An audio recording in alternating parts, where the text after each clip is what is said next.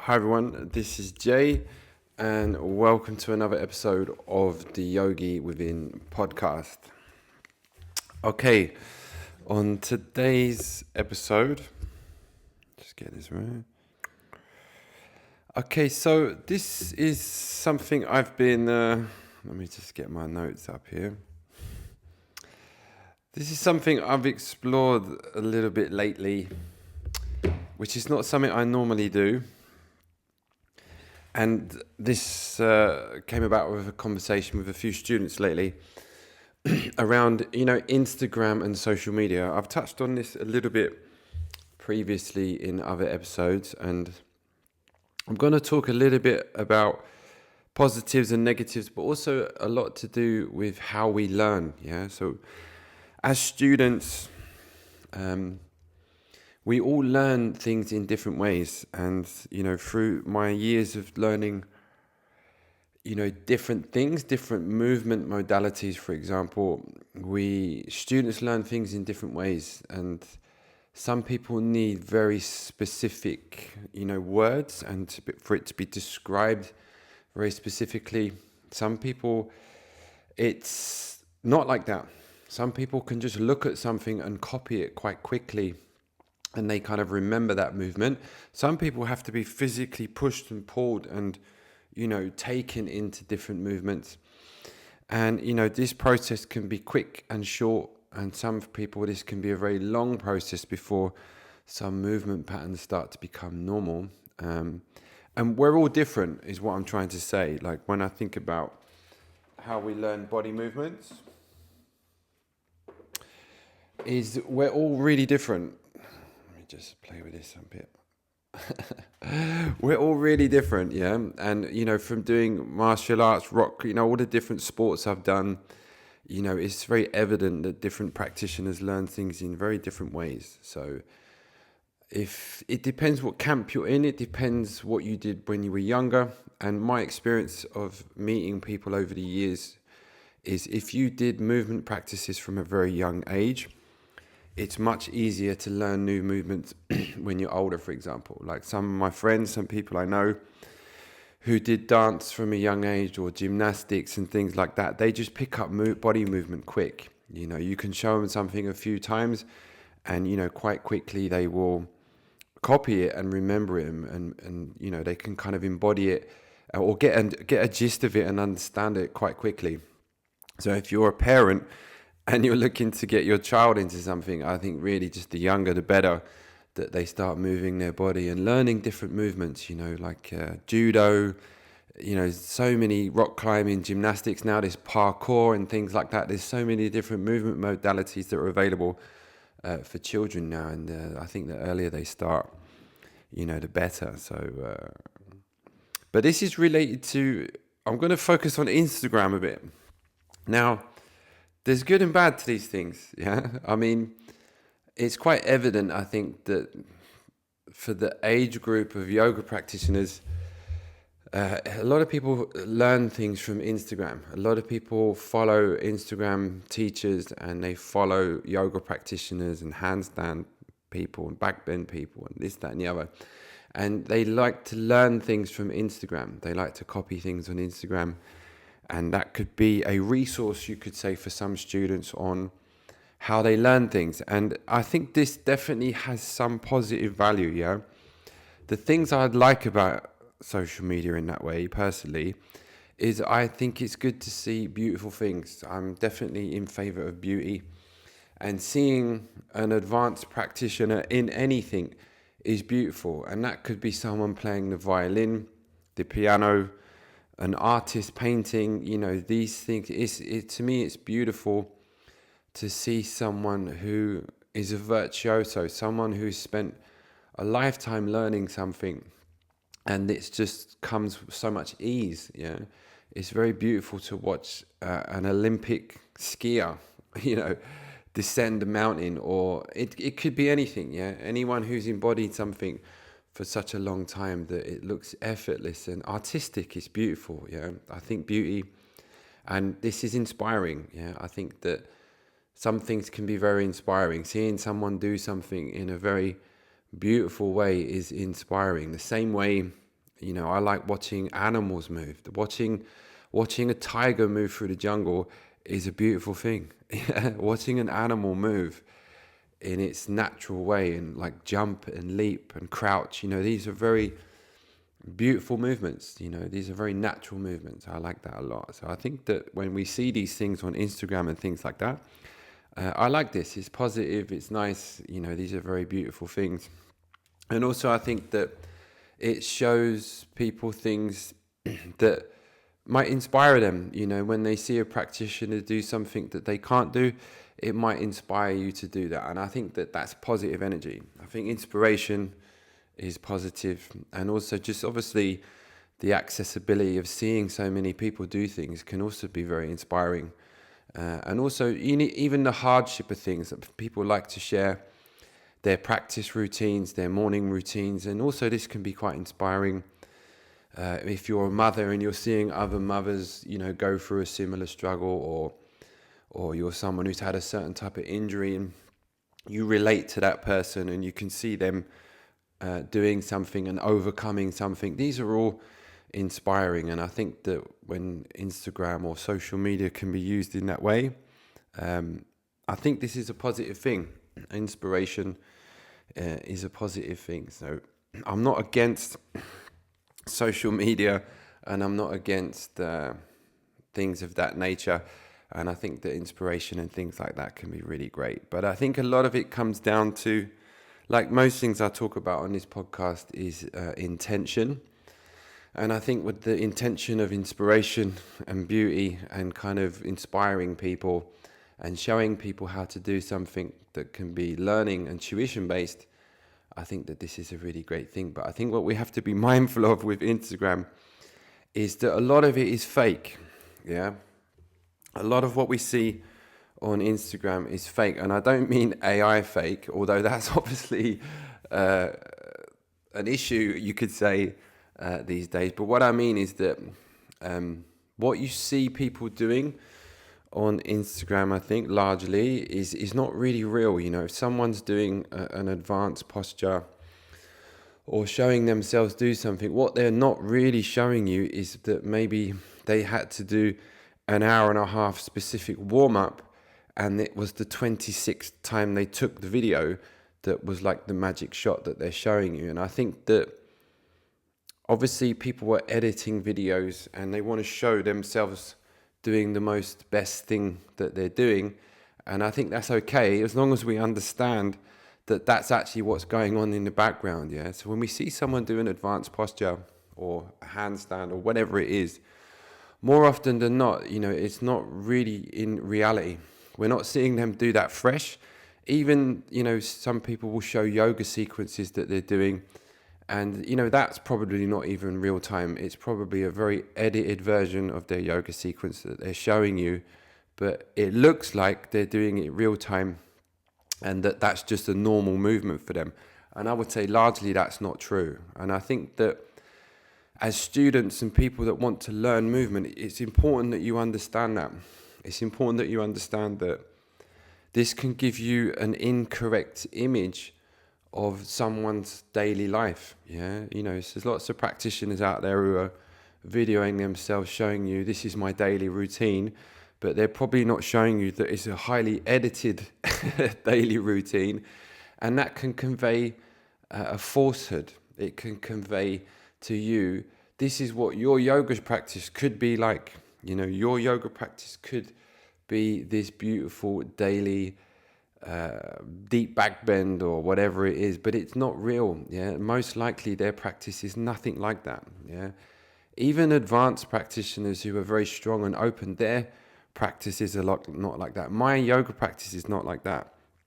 I tend to not really share my private practice, mostly because it's private. Yeah, the same reason I don't video my shala with students practicing, because this is a private space, and what we don't want our practice to become is performative.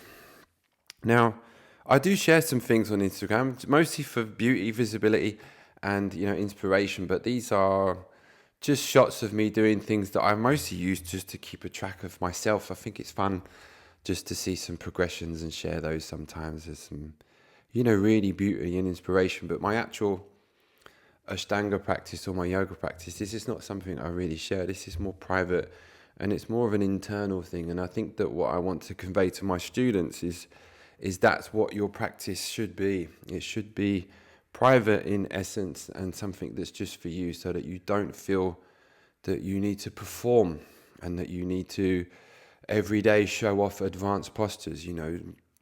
I kind of try to ingrain this in my student base, that this is not a performance. This is not performative gymnastics. This is not performative dance movements. This is an embodied yoga practice. It's great that we learn things. I love seeing students learn deeper, fuller movements, but the intention isn't performative gymnastics. And if we're kind of videoing ourselves and taking pictures of everything all the time, it can get very externalized and become quite performative. And I think that Instagram has a responsibility in that sense, that it can convey the wrong message to students, that every day I have this kind of beautiful practice and every day I'm doing these deep back bends, and really it's not even true. And I think that this can create like an inferiority complex in students and insecurities, really, that they feel they're not good enough. And people struggle with that enough. Really, a lot of people struggle with that generally in life. Not feeling good enough, not feeling worthy, negative messages. I'm not good enough.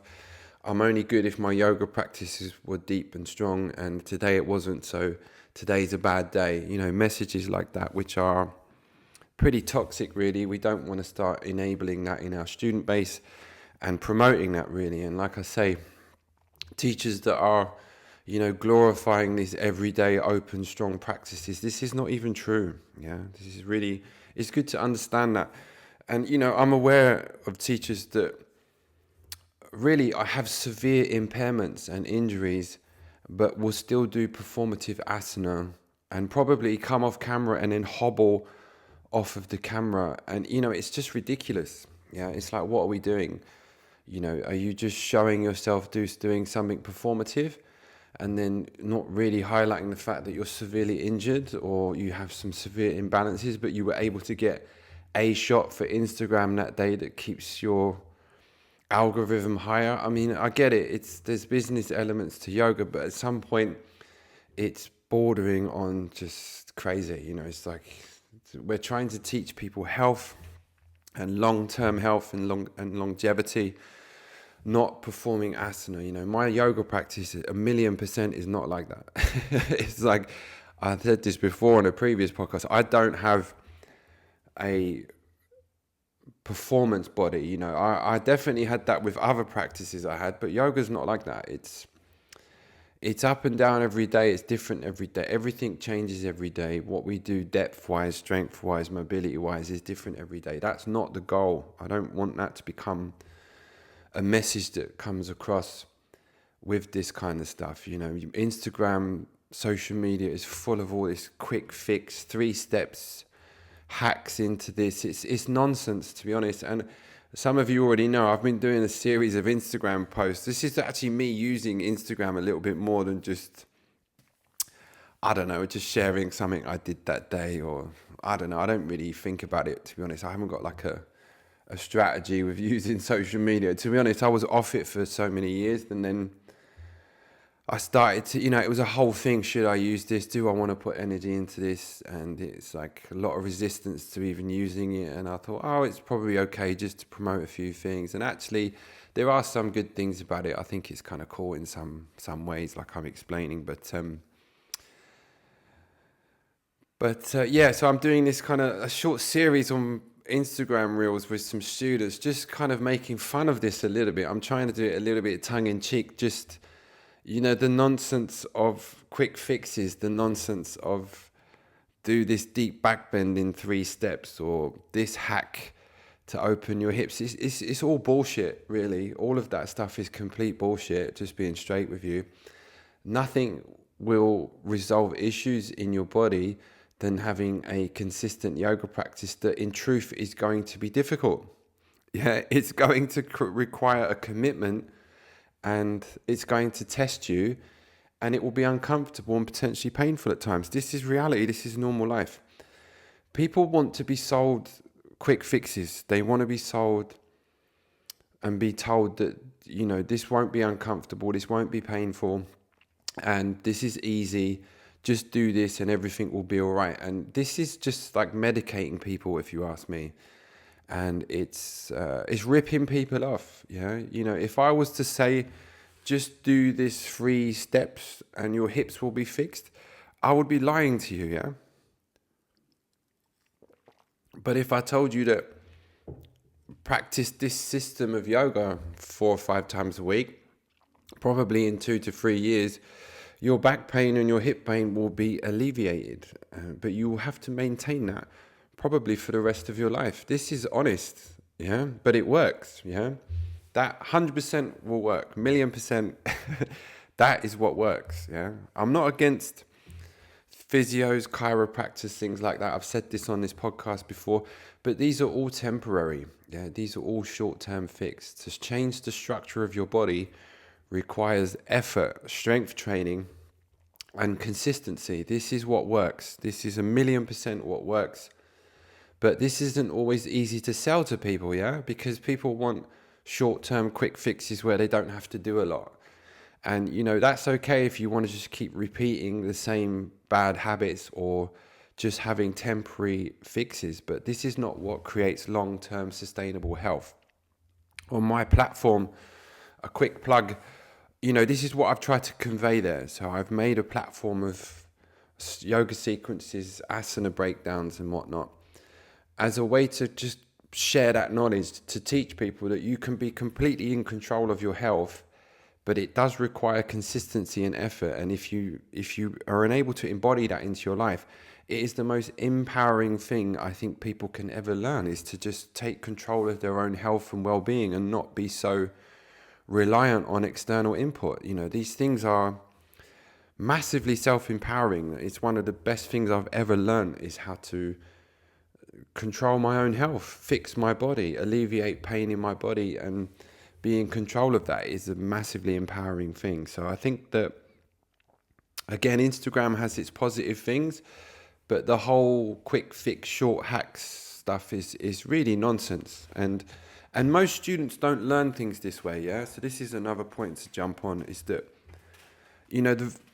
I've done a lot of body movement in my life, and my brain works that way. So for me, it's quite easy to watch something and replicate it. Like, I can copy body movement quite quickly, mostly because I've been very athletic from a young age. So for me, this is kind of ingrained, yeah. For a lot of people, I would say for most people, this is not true, and it's not easy for them to do. So when you see an advanced movement practitioner do something that looks very easy, or they say, do this in 3 steps, and a student will watch that and it just doesn't convey, it doesn't, go in.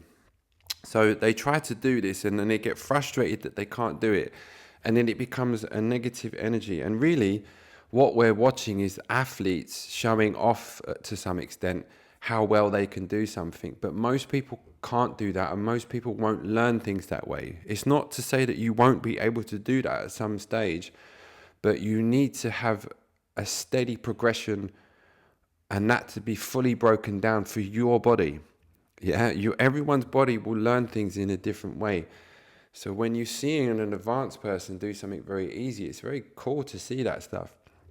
But really, it creates a kind of false image in students' minds, and then they get very kind of frustrated, and maybe even create some kind of negative energy about themselves and what they can and can't do. And then it all becomes very externalized, and then it's like this whole thing about what they can't do. So it doesn't become a positive learning message, it becomes a kind of insecure feeling. And really, like actually talking to one of my students lately, I think people are just getting a bit sick of this, of just, basically watching advanced people show off a little bit online and seeing that as some kind of learning tool. And I think for most students, to be honest, it's not. You need something that is more established. You need a methodology that's much more broken down for different body types. Like, really broken down, and that requires more input from the student. So like my platform, for example, I break things down over a long, these are long videos. Lots of my breakdowns are quite long, and that might seem boring, but it lots of these movements require a lot more info, a lot more input, and a lot more details. Doing a short thing on Instagram might get more clicks and more likes, but it doesn't really teach you much. Yeah, you need something really established, broken down with lots of variations for different body types, so that you learn a progression that you can apply to your body, rather than just seeing some advanced gymnast do something where you try it and you're like, yeah, that doesn't work, and then like one of my students told me this week, you spend an afternoon scouring Instagram for 25 different ways to do Kapotasana, but really none of them work for your body, because there isn't a steady progression that you can follow that's applicable. So teaching is kind of compressing teaching into these short formats is good for visibility, but it doesn't really teach most people the mechanics of how to do things. It's much more nuanced, and it requires much more detail, which is exactly why I've created my platform, to be honest, is to kind of give people a resource that is more applicable for different body types, not just a small percentage of people who can copy something, probably because they are an ex-dancer, gymnast, or some high-level athlete, which is what a lot of Instagram is. Don't get me wrong, it's cool. I love, personally, I love aspects of that. But I think as students, it's good to be aware that what this is creating, and to be mindful of how you learn things, like how much energy you put into trying to copy an advanced person doing something, rather than taking the time to learn something fully and have clear steps broken down for people who aren't as open or strong. Otherwise, it's just going to be more of a negative energy. But aside from that, really, the other side of this, it can take students too much into externalization of body movement. It can kind of get way too focused on how well you perform an asana, rather than how your body is day for day today, and being embodied and feeling like your yoga practice is an all or nothing thing. This is something I come across very often. It's just people's yoga practice is used a bit like the same way you would do a sport. You just do it when you feel good and that you think you're going to have a powerful practice day. And then you don't practice for days. And then you go again when you can go full power. And it just becomes this on-off thing where yoga practice is only really associated to whether you can perform well. And again, it's turning into a performance thing. Why are we doing these practices? What's the intention? Are you just looking to do performative asana, or are you curious about the deeper questions of yoga and who you are and what you're experiencing from day to day? These are very different practices, which is why it's important not to get so much focus on what you can physically do from day to day. This is also just exhausting in a way. And I've spoken about this before, where it just becomes another measuring tool of how good or bad you are. It can be a very negative energy if it's not kept under control. I won't go into that too much because I've talked about that before. But just around, complex movements and progressions, something that I've noticed, actually, even when I get students to visit my shala, is this goes back to anything I've learned, actually, especially martial arts, but everyone wants to learn advanced movements. They see advanced movements, they see handstands, back bends, they see forearm balances, all these different movements, and they're really cool, and you want to learn those things, but really there's no point learning those things unless your foundation is bulletproof. Your foundation in movement needs to be fully established. The lift up, the jump back, learning aponic and pronic movements fully. What I mean by that is that it's so common. I'll meet students that are doing advanced postures that really don't have any connection to their core, not fully, and they haven't really learned how to fully utilize the larger muscles in their body that, in my opinion, should have been learned much earlier on in their practices, especially for Ashtanga practitioners in primary series. Primary series is designed in a certain way, in my opinion, especially in learning how to control your body with strength. So the same way in martial arts, when I first started martial arts, lots of practitioners will start and they want to learn fancy movements. They want to learn, all the kind of cool advanced stuff. But really, that takes years. You have to spend years developing a super strong foundation in movement. And once you have that, all of the other things become easy in a way because you have that foundation in movement. So when you have this idea of what you want to do, the foundational elements in strength and movement have to be fully established first, which is what I try to instill in my shala, is learning those core components early on. And it can feel harder a little bit in the beginning because, we might feel a little bit stuck, or, we might feel like those things are taking a long time to take hold. But it's more important to spend longer on the foundations than it is to pass through things quickly and then just get really confused later on, because it's hard to go back. Yeah. This was the same in martial arts, for example. You would see students come from different gyms who were doing a few advanced movements, but their foundation was just shit. They had no foundation in their martial arts practice. And really, to teach people who are like that is very difficult because they don't want to go back. They don't want to go back to the basics because they've learned a few advanced things. They want to just keep doing advanced things, but their basics were completely off. And, they don't really progress well anyway.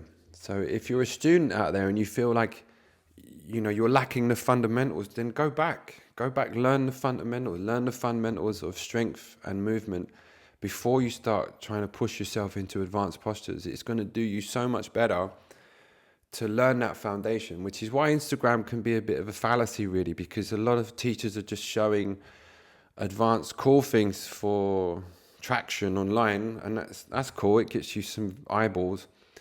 But if you really want to pass knowledge over to your student base, is teach them the fundamentals, teach them the basics of their practice so that is solid. Like if you're an Ashtanga practitioner, primary series should be solid. It should be really ingrained. I spent years doing primary series, really. I think that needs to be just, embodied really well.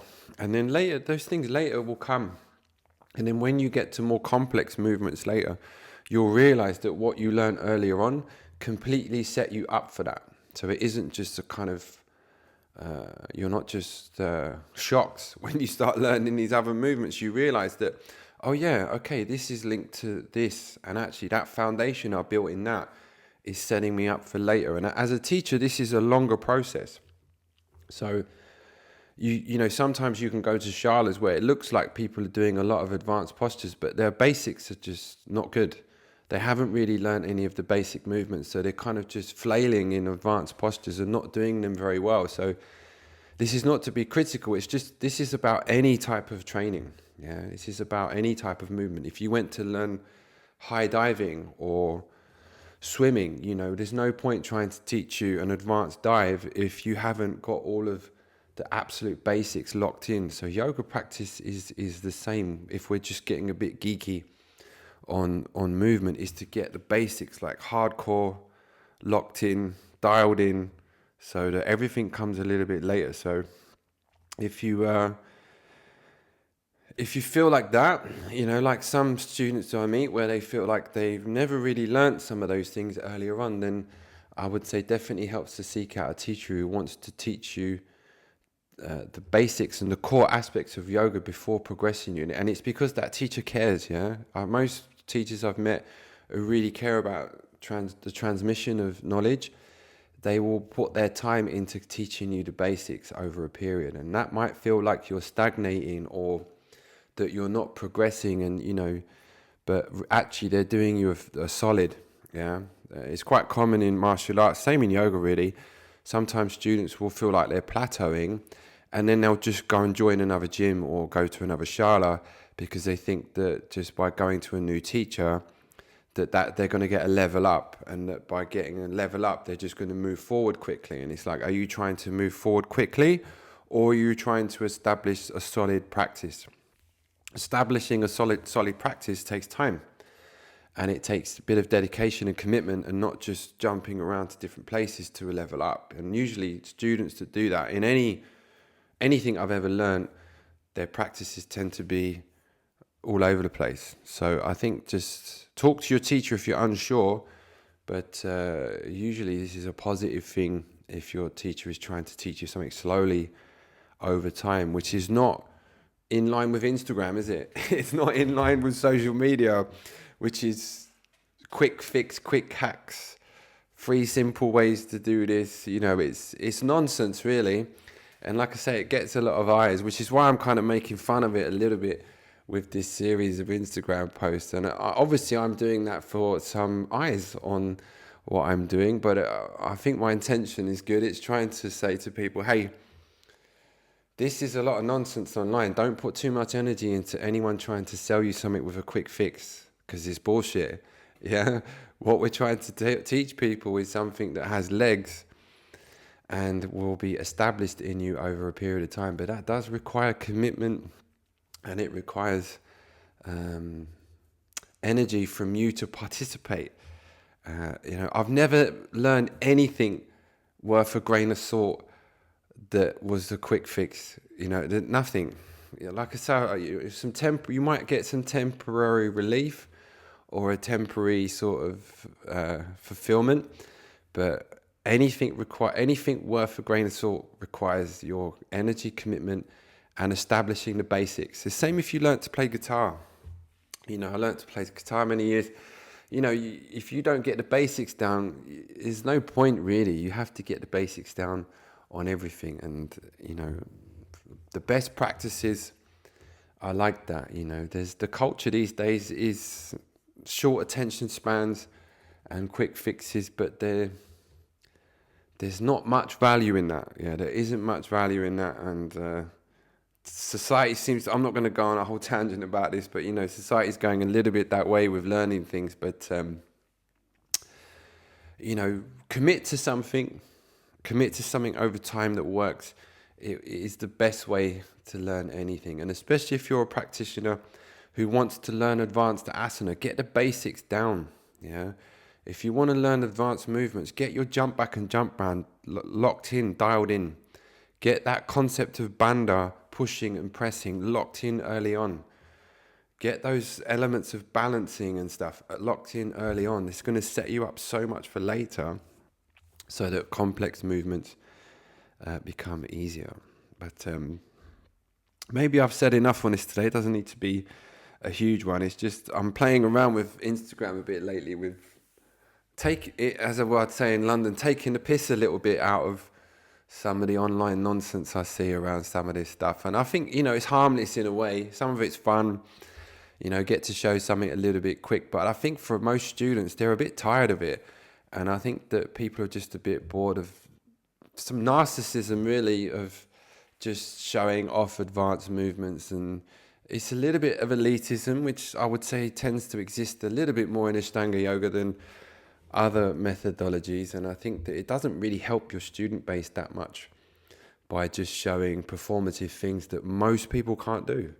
If you look at most Mysore rooms, a balanced one, probably 80% of the student base is mostly doing primary or half primary. They're not doing advanced movements. What most students need help with is calming their mind, is balancing their life out, is calming their nervous system down, is helping them heal basic things in their shoulders and their hips. This has got nothing to do with third series or things like that. Most students require completely different input, which is about healing, balance, kindness, and that comes from not comparing ourselves to child gymnasts who are doing advanced asana anymore. And I'm not against that. It's cool that some people have advanced in things. It's cool that some people bodies work that way. I love seeing beautiful people do beautiful movements. I'm not against that. It's just student-wise, think about what you're learning and the comparison that goes on. Stop comparing yourself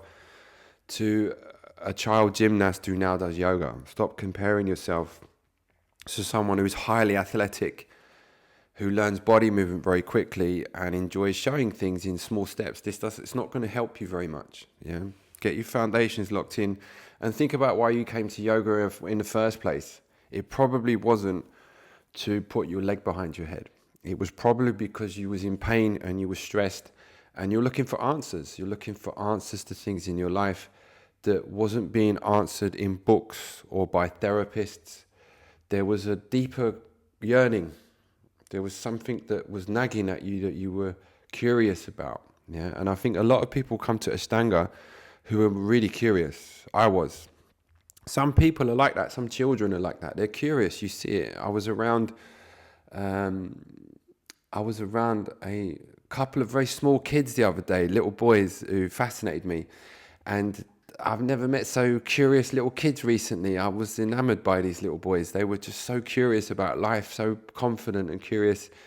And I love seeing that, just thirsty for knowledge and answers. I was like that as a kid.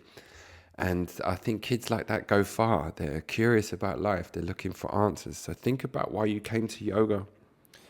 Pincha, Kapotasana, all these things are fun and interesting, but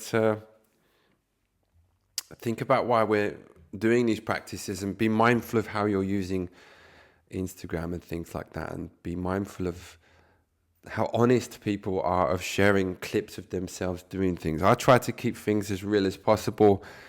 I was quite lucky. One of my first teachers was Ian Greisack, and he's about as real as you can get in terms of what he shares from his practice. I think he only ever shares himself doing an actual full practice. I'm pretty sure he'll just pick it on a random day. I know Ian's not geared that way, and his vibe is just about transparency. So I think that's cool. It's quite rare these days anyway. So I think that it helps students more than showing dishonest clips of what our practice is like. I mean, like I say, mine is not like that. Definitely not. It's up and down like all things. But